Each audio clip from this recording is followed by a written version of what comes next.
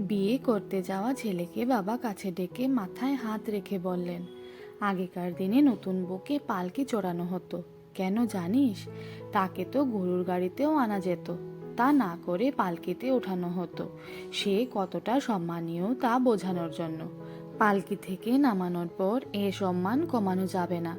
সারা জীবন পালকির সম্মানই তাকে রাখতে হবে। নতুন বউ পালকিতে উঠে কি করে জানিস? কাঁদে।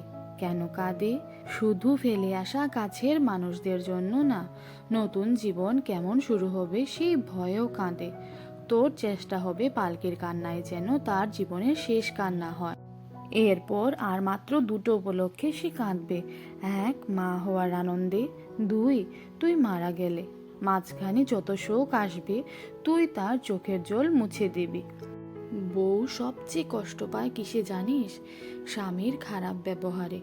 দেখ, আমি খুবই বদমেজাজি, কিন্তু কেউ বলতে পারবে না আমি তোর মায়ের সাথে কোনো দিন উঁচু গলায় কথা বলেছি। বিয়ে মানে আরেকটি মেয়ের দায়িত্ব নেওয়া। এটা ঠিকভাবে পালন না করলে সৃষ্টিকর্তার কাছে দায়ী থাকতে হয়। বউয়ের মা বাবাকে কখনো আমার শ্বশুর, আমার শাশুড়ি এগুলো ডাকবি না, মা বাবা বলে ডাকবি। আগের ডাকগুলো কোনো মেয়ে পছন্দ করে না। তুই ওগুলো ডাকলে বউ আমাদের ওই নামেই ডাকবে। এটাই নিয়ম। মনে রাখিস, সৃষ্টিকর্তার পাল্লা সমান।